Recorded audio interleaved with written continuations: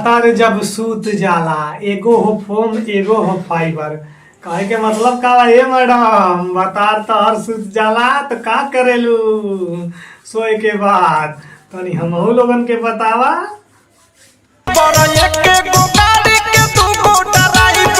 गो गाड़ी के दुगो ड्राइवर का मैडम, काहे का चाहता रू विस्तार में बतावा, हम समझ ना पावत है।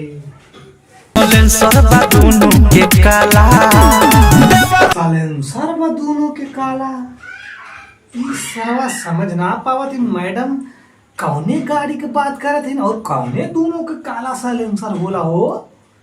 हमरे हिसाब तो गाड़ी के सालेंसर काला होला, कभू उज्जर और गोर तो देखे ना। तो हर मैडम कहे के मतलब का बा, तनी खोल के समझावा। अच्छा मैडम, देवरों के दिले मजा खूब लीले।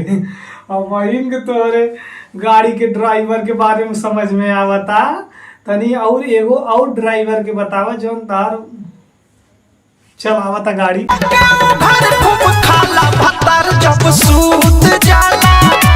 के उभर खूब खाला भतार जब सूत जाला। मैडम तार चानिए चानी बा। एक की ड्यूटी खत्म होता दूसरा चालू कर देता तो है कमी ना महसूस होत हुई का भैया लोगन, सही कहा तानी। कब मारे चित कब मुँहे के भारे, कब मारे चित कब मुँहे के भारे मतलब कौनो गाना तो के ना मिलल हो। अंदर के बात अब बताइल जरूरी बा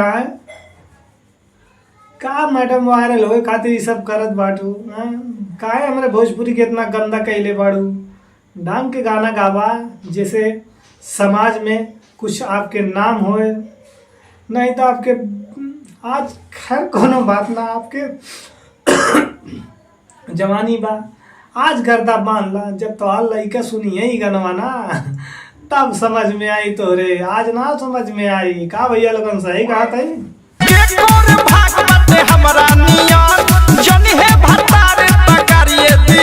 केकर भाग बा हमरा नियन, जनिए भतार तो गरिए दिहन।